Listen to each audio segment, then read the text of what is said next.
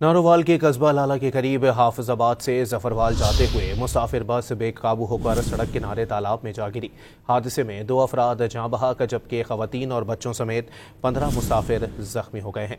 आपको अपडेट कर रहे हैं इस हवाले से कि इस हादसे में 2 अफराद जाँ बहक और खवातीन और बच्चों समेत 15 मुसाफिर जख्मी हुए हैं। रेस्क्यू टीमें मुसाफिरों को तालाब से निकालने में मसरूफ हैं जबकि जख्मियों और लाशों को अस्पताल मुंतकिल कर दिया गया है। हादसे का शिकार मुसाफिर बस के हादसे में इस वक्त 2 मुसाफिर जाँ बहक हुए हैं। नारोवाल के कस्बा लाला के करीब हाफिजाबाद से जफरवाल जाते हुए मुसाफिर बस बेकाबू होकर सड़क किनारे तालाब में जा गिरी। हादसे में 2 अफराद जाँ बहक जबकि खवातीन और बच्चों समेत 15 मुसाफिर जख्मी हो गए हैं।